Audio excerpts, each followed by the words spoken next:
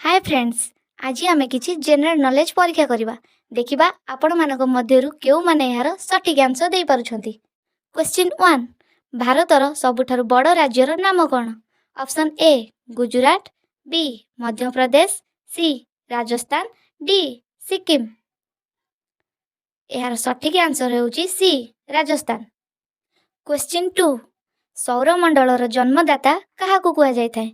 Option A शनि, B पृथ्वी, C बुध, डी सूर्य। यार सठिक आंसर होउची सूर्य। क्वेश्चन 3, दुनियार केउ पक्षी इटा पत्थर सब खाई थाए? ऑप्शन ए कोइली, बी पारा, सी शुतुरमृग, डी गौरिया। यार सठिक उत्तर होउची सी शुतुरमृग। क्वेश्चन 4, रामचरित मानस केउ भाषा रे लेखा होईची? ऑप्शन ए अवधी भाषा, बी संस्कृत भाषा, सी ब्रज भाषा, डी नेपाली भाषा। सठिक आंसर होउची ए अवधी भाषा। क्वेश्चन 5, केउ पत्थर पानी रे बुड़े नहीं? Option A pumice stone, B संगमरमर पत्थर, सी बलुआ पत्थर, डी ग्रेनाइट। यार सठिक आंसर होउची ए प्यूमिस स्टोन। क्वेश्चन नंबर 6, फल को पचाइबा पई केउ गैस रो व्यवहार करे जाय थाए? Option A carbon, B nitrogen, C hydrogen, D एथिलियम।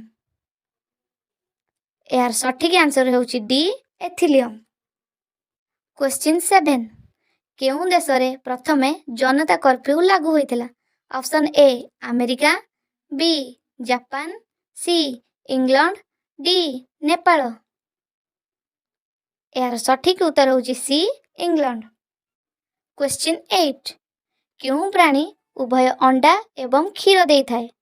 Option A koala, B kangaroo, C giraffe, D platypus.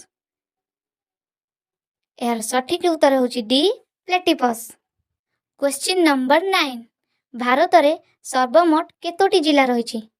Option A 697, B 547, C 127, D 472।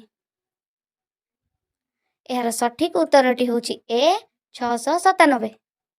Question number 10, भारतर सबुठारु लंबा नदीर नाम कौन? Option A Ganga, B Jamuna, C Brahmani, D Mahanadi. यार उत्तर आपण माने कमेंट करके जणाइबे।